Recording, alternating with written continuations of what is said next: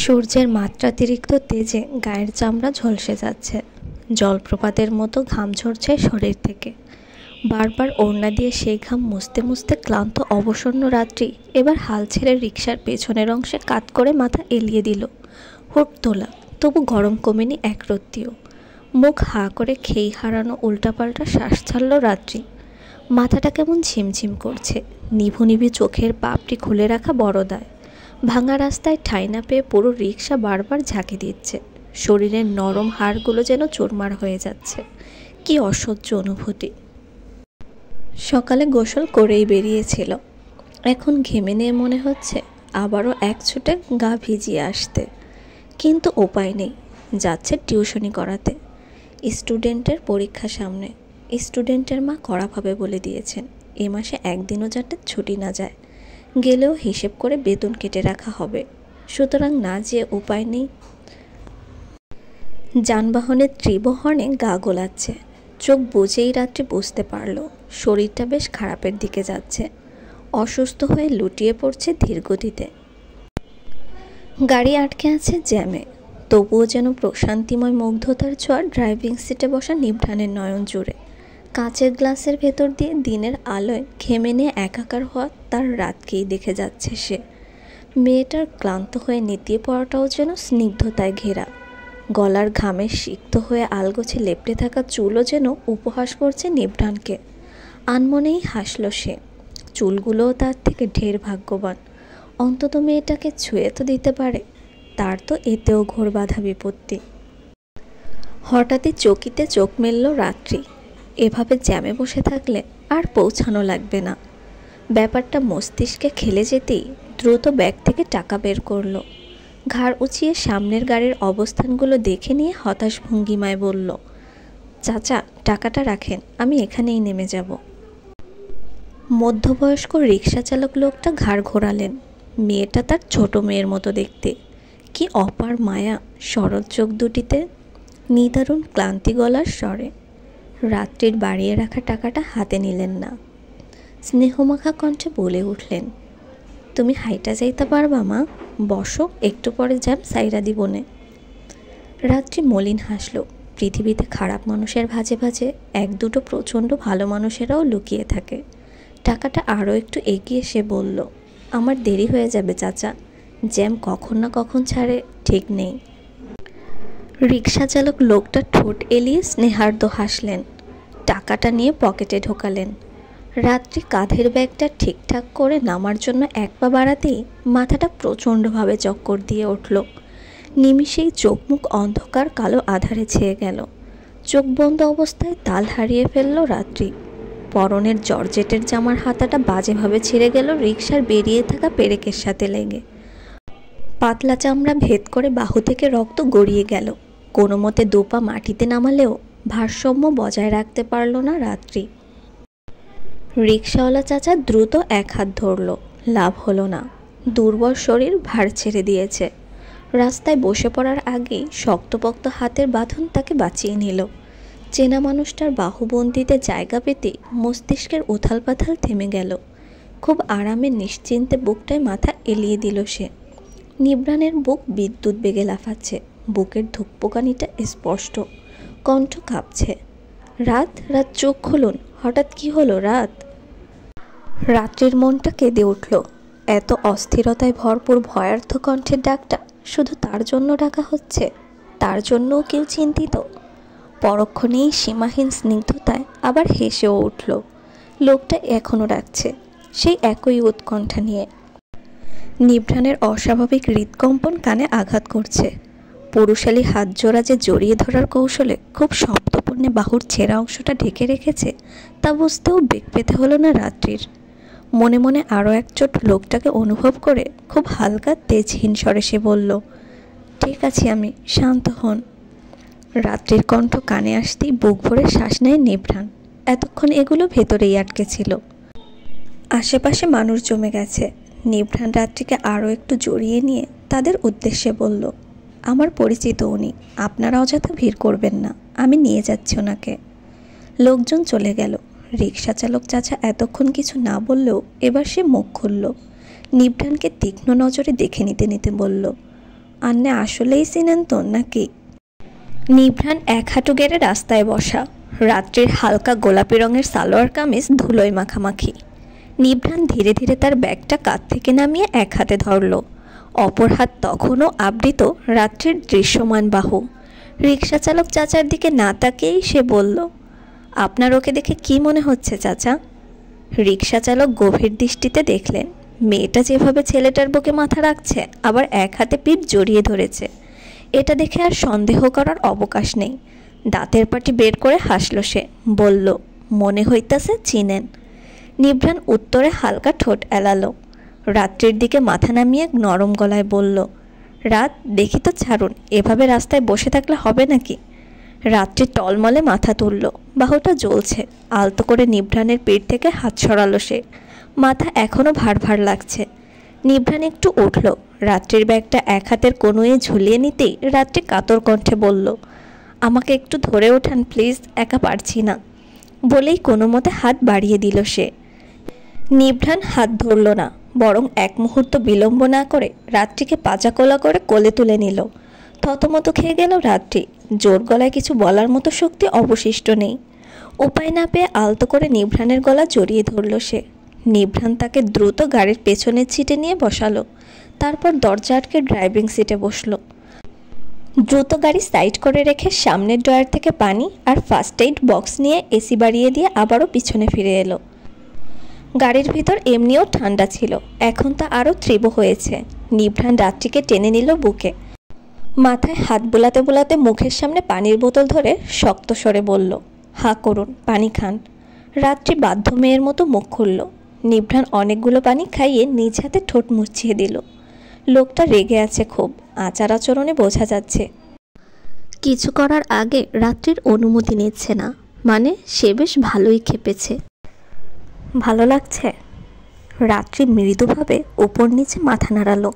নিভ্রাণ তাকে বুক থেকে সরিয়ে সিটে মাথা ঠেকিয়ে দিয়ে ফার্স্ট এইড বক্স খুলতে খুলতে নামানো গলায় বলল, ভালো করে পরিষ্কার করতে হবে, লোহার পেরেক দিয়ে কেটেছে, ইনফেকশন হয়ে যেতে পারে।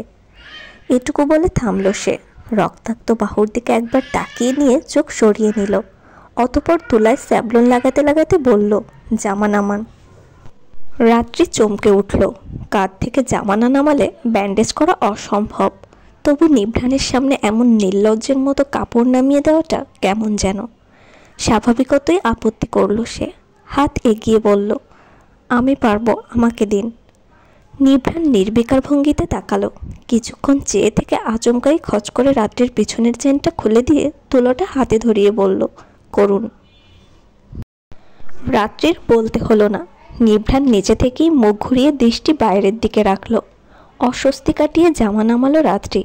মাথার ভনভন করাটা এসির ঠান্ডা হওয়ার বদৌলতে এখন একটু শিথিল আছে। ক্ষত পরিষ্কার করা শেষ হতেই হালকা কাশল সে। নিভ্রাণ তার ইশারা বুঝে কাপড়ের গজ বের করে দিয়ে বলল, একা বাঁধতে পারবেন? পারবো বলে এক পাশ দাঁত দিয়ে ধরে আর আরেক পাশে হাতে ধরে পেঁচিয়ে ভেতরে তুলো দিয়ে গজ বেঁধে নিল রাত্রি। জামা উঠিয়ে নিজেই চেনটা লাগিয়ে নিয়ে ওড়না দিয়ে ছেঁড়া বাহু ঢেকে বলল, হয়ে গেছে। নিভ্রাণ তাকালো। রাত্রির বাম গালে হাত রেখে বৃদ্ধা আঙ্গুল দিয়ে চোখের পাতার উপর স্লাইড করতে করতে বলল, সবসময় এমন কেন করেন রাত? এত দুর্বল শরীরে কেন ঘোরাফেরা করেন? আজ যদি আমি না থাকতাম?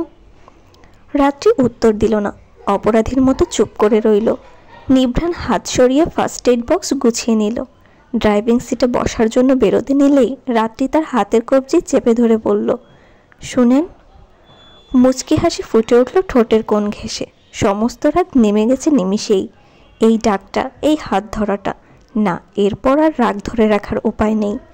দড়ি দিয়ে বেঁধে রাখলেও রাগ পালিয়ে যাবে। ঘাড় ফিরিয়ে তাকালো সে।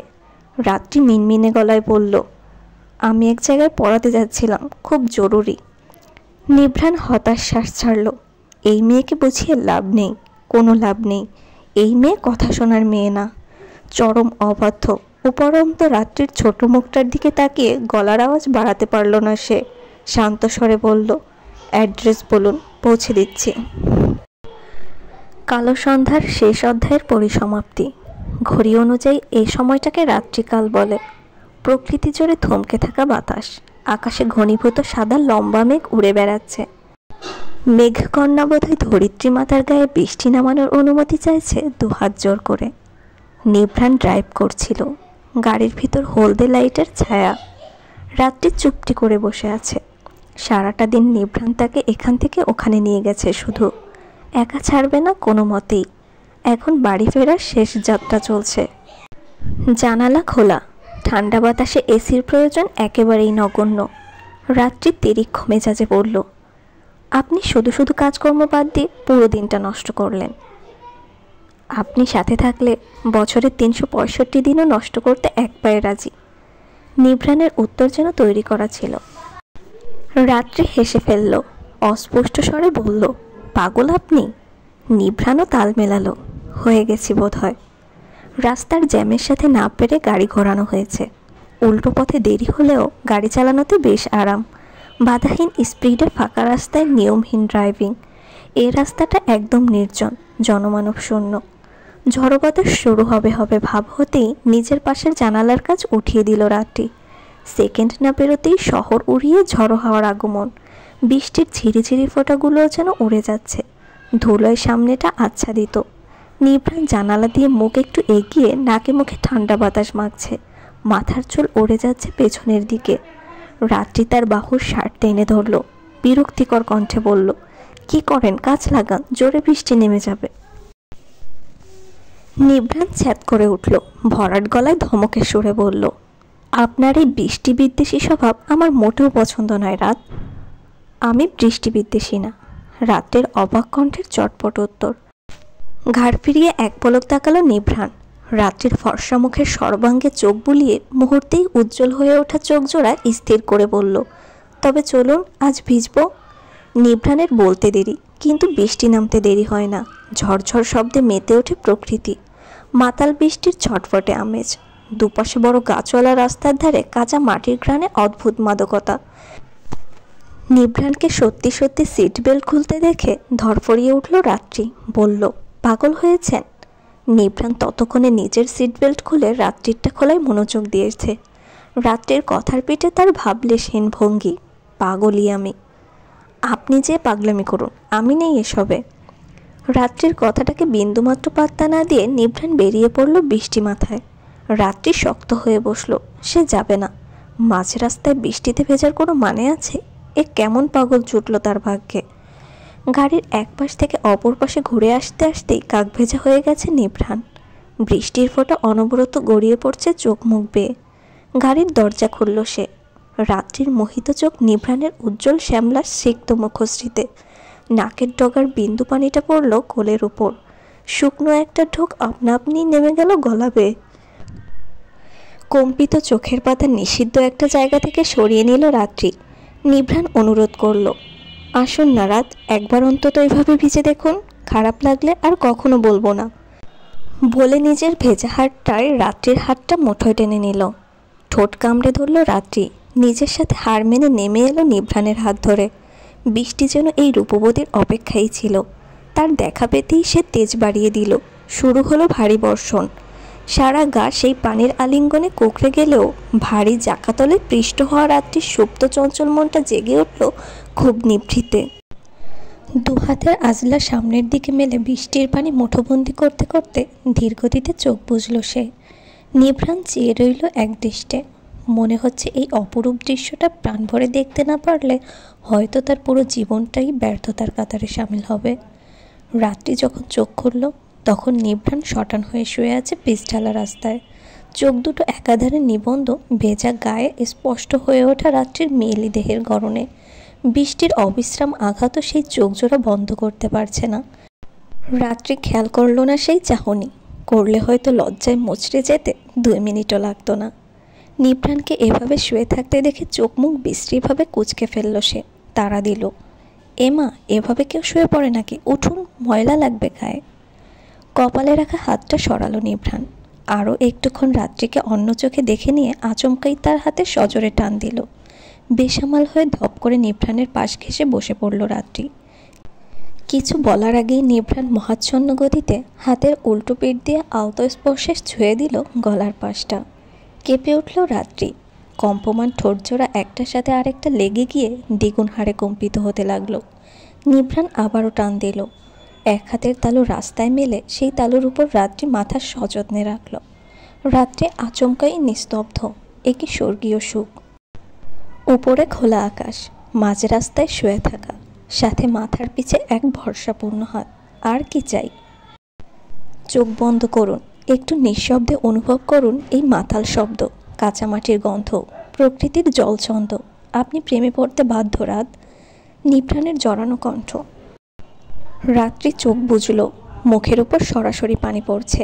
নিঃশ্বাস নিতে একটু কষ্ট হওয়ার মাথাটা কাত করে ফেলল সে। নিভ্রাণ আচমক প্রশ্ন করল, আপনি কখনো কাউকে ভালোবাসেননি? রাত্রি সময় নিল, অতপর গলায় স্বপ্নবিলাসী ভাব নিয়ে মিষ্টি স্বরে বলল, এখন অবধি না, তবে বাসবো। আমি পবিত্রভাবে যেই মানুষটার হব তাকে নিজের সবটা দিয়ে ভালোবাসবো।